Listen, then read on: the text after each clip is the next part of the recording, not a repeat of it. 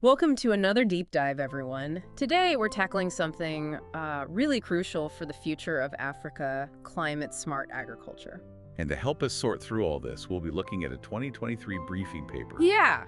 from AUDA-NEPAD, Okay, the African Union's Development Agency. so think about it this way. Africa has the potential to feed not only itself, but the entire world. But there's a problem. Yeah, big one. Millions are facing hunger. Yeah, it's a real paradox, isn't it? The potential's there, but the reality is just so different. And it seems like climate change is a big part of that. Oh, absolutely. Yeah. The reliance on rain-fed agriculture leaves Africa vulnerable to droughts, floods, all those crazy weather patterns we keep seeing. So it's not even just about growing more food, it's about adapting to a climate Yeah, that keeps changing. that's exactly where climate-smart agriculture comes in, or CSA. All right. It's about boosting productivity, helping farmers adapt to those climate shocks, Right. and also reducing greenhouse gas emissions. They call that a triple win, right? But why is CSA so important for Africa specifically? That's a great question. You see, in many African countries, agriculture isn't just an industry, it's the foundation of their whole economy. Oh, It supports so many people. so if agriculture fails, there are huge consequences. Exactly, and with climate change already hitting Africa so hard, CSA is less of a choice and more of a necessity, I'd say. Right. It's about food security for millions, Mm-hmm. protecting those economies and making sure African nations can thrive. Not just cope. Exactly. So CSA is not just some trendy term, it's really a lifeline. Precisely. It's about giving these communities the tools and the know-how to deal with a future that's becoming less and less predictable. Okay, I'm starting to get the bigger picture here. Good. But let's get into some specifics. Yeah. This briefing paper mentions this Malabo Declaration. Okay. What is that all about? Well, the Malabo Declaration was a commitment made back in 2014 Okay. by African leaders. Mm. They said they would end hunger and cut poverty in half through agriculture by 2025. Pretty ambitious. Are they on track to meet those goals? Well, that's where things get a little tricky. While there's been progress, Africa is not on track to meet those targets. And Right. climate change is a big reason for that. So the Malabo Declaration is like this measuring stick. Right. And climate change is making it harder to actually hit those goals. You got it. So we have this huge need for climate-smart agriculture, this call to action from the Malabo Declaration. Right. What does CSA look like in practice, though? Oh, that's when it gets exciting. There are so many cool approaches being used across Africa. Like what? Can you give some examples? Paint us a picture. Absolutely. One example is in Nigeria. They've started using these drought-tolerant potato varieties, and those have basically doubled the yields. Wow, doubled the yield. That's amazing. Yeah, just imagine what that means for food security. Yeah. And that's just one example. They're also using rainwater harvesting and storage in a lot of areas, Okay. which is a pretty simple but effective way to make the most of their water. So being smart and resourceful, adapting to what's happening. Exactly. And then there's agroforestry, which is becoming more and more popular. Agroforestry. What's that? So it's like integrating trees into the farming systems. Trees. How does that help? Well, the trees act as windbreaks to protect crops from strong winds that can hurt yields. Okay. And they also help stop soil erosion, which is a big problem in many parts of Africa. It's like a natural shield. Yeah. And the trees can even bring in some extra income for farmers, whether from fruit or timber. Gotcha. So you're creating a more diverse and resilient system. Using nature to build resilience. I love that. And that's just the adaptation side of CSA. Right. There are also practices that help reduce those greenhouse gas emissions. So you're not just adapting to the impacts, you're actually Yeah, trying to fix the problem. exactly. One example is using organic fertilizers. Okay. They improve the soil health, but they also help store carbon in the soil. It's like turning the farmland into this carbon sink. Exactly. Then there's conservation agriculture, which is all about causing as little soil disturbance as possible. Okay. And that helps reduce those carbon emissions from the soil, and it also helps the soil hold water better. So we have drought-tolerant crops, water harvesting agroforestry, organic fertilizers, conservation agriculture. This all sounds amazing for African agriculture. It could really change everything. There's a Yes. catch. There's always a catch. What's holding CSA back? Well, that's what we'll talk about next. It's not a simple answer, but this briefing paper has some good insight on the key challenges. Okay, now I'm really interested.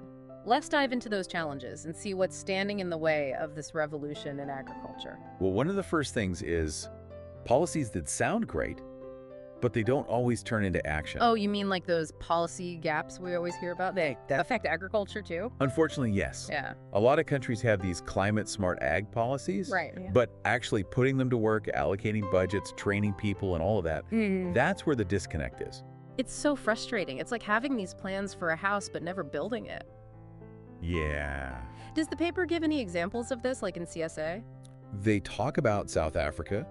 They have a really detailed framework Okay. for climate-smart agriculture, but they're not keeping up with it on the ground. So it shows how hard it is to turn good ideas into something real. Exactly. So we need strong policies, but they're just the beginning. Right. What else is slowing down CSA? Another big one is the capacity gap. Yeah. Not enough knowledge, skills, and resources. When you say across the board, who are you talking about? Pretty much everyone involved. Okay. Farmers need training and support to use new technologies. Right. It's like learning a new skill. You need help. You can't just expect someone to know how to use some complicated machine without any help. Exactly. Then you have the extension workers, the people who advise farmers. Right. They need to be up to date on the newest CSA techniques. Okay. And even policymakers, they have to understand how climate-smart agriculture works. Right, to create the best strategies. Exactly. So we need to give everyone the knowledge and tools they need to do their part. It's a huge undertaking. It really is. And Yeah. it's not even just about technical skills. Right. It's like a change in mindset, encouraging people to work together. Absolutely. Speaking of working together, what about partnerships? Yeah, the paper talked a lot about that. Partnerships are super important. Okay. We need governments, research institutions, the private sector, everyone working together. Yeah, because everyone brings something different to the table. Exactly. Yeah. And there are some great examples in the paper. Oh, like what? Well, there's this one in Zambia, Go. where Zambia Open University teamed up with Musica and the Professional Insurance Company of Zambia. Wow, that's a lot of partners. Yeah, they created this program to help smallholder farmers become more resilient Okay. through diversifying and climate-smart systems. So they're combining their expertise Yeah, to help the community. exactly. And there are other examples too, like the African CSA Alliance. Okay. It's this platform that connects people all over Africa so they can share what they know. Exactly. But let's be real here. We can't forget about money. Oh, you're right. Yeah. There's a huge financial gap that's holding back CSA. Especially for the smallholder farmers. It's like they need money to change their practices, Yeah. but they don't have the money to change their practices. Yeah, it's a tough cycle. Mm-hmm. That's why the briefing paper talks about new ways to finance things. Like what? Well, like blended finance. Like that? It's where you combine public and private money Oh, okay. to make investing in climate-smart ag less risky.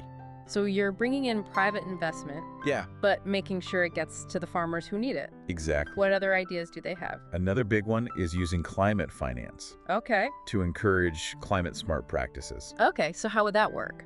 Well, maybe giving grants, subsidies, or even loan guarantees to farmers Okay. to make those changes easier. It sounds like there are some interesting options. Yeah. But we can't talk about agriculture and forget about knowledge. Right. Research. Yeah. Research is so important. Okay. We need more research on how well different climate-smart practices work in different parts of Africa. So not just research in general, but research that's specific. Yeah, we need to know what works best where. So we can scale those solutions. Exactly. Yeah. And it's not just about the science itself. Right. It's about turning that science into something farmers can actually use. So how do we make sure farmers are getting that information? That's where communication comes in. The briefing paper talks about tailoring that communication, Okay. using local languages and making it a two-way conversation. So making it easy to understand. Exactly. But we have to remember that farmers already have a lot of knowledge. Oh, absolutely. Yeah. The briefing paper talks a lot about integrating that local knowledge Okay. because farmers understand their environment and what works there. So we need to combine that with science. Yeah, and it's not just about respecting that local knowledge. Mm-hmm. It's about making sure solutions work for that specific place. Not a one-size-fits-all solution.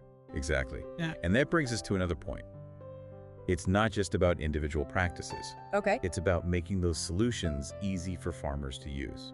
You're talking about bundling. Yeah. We talked about that a bit earlier, but I'd love to hear more. Bundling is a really cool approach. Okay. Instead of giving farmers one solution at a time, Yeah. we give them a whole package. Like a climate-smart starter kit. Exactly. It makes it easier for farmers and more appealing. Do you have any examples of that? The paper mentions a few.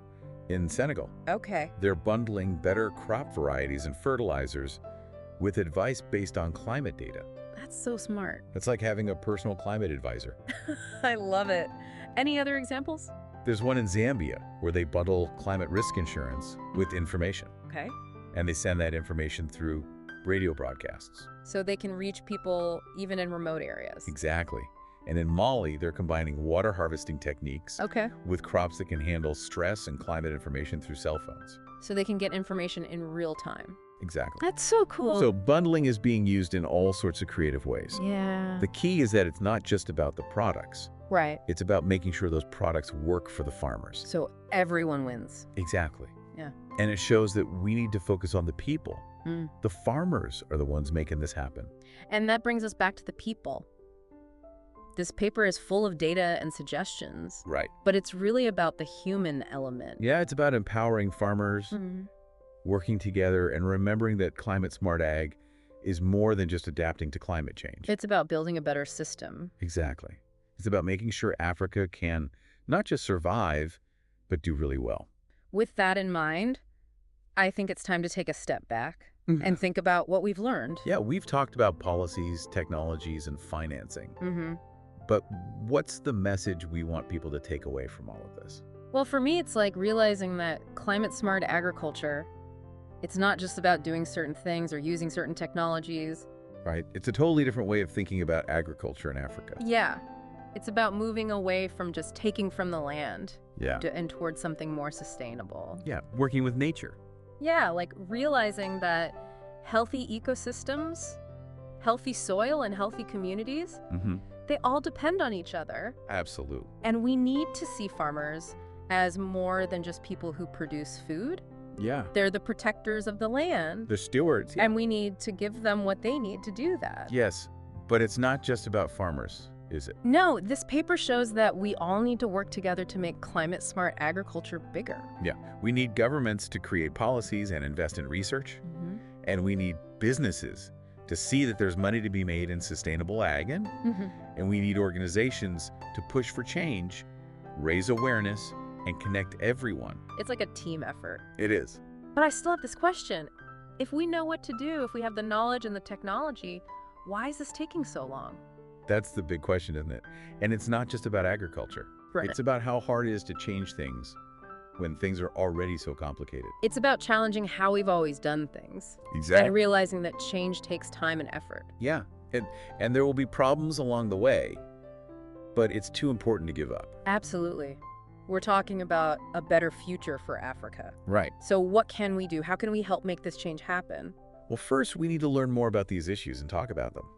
Yeah, this deep dive is just the beginning. Right. There's so much information out there, research papers, stories from farmers. And don't forget the AUDA-NEPAD website. Yes, they have a ton of information. But just knowing isn't enough. No, we need to take action. Right? We can Yeah. support organizations, Yeah. advocate for better policies, Yeah. and even make changes in our own lives. Exactly what we eat, Oh, by how we travel, all of it makes a difference. yeah, it's about recognizing that our choices matter.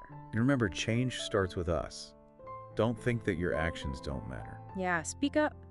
Share what, inspire others. It's about making a ripple effect. That changes communities and then countries and then the whole continent. Exactly. It's about making climate-smart agriculture a reality, Yes. where Africa can be a leader in feeding the world. A future where we have food security, a healthy environment, and social equity all at the same time. Well, we've reached the end of our deep dive into climate-smart agriculture. It has been a fascinating conversation. And as we wrap up, we want to leave you with this thought. The future of African agriculture is in our hands. It depends on what we choose to do today. So what will you do to shape that future?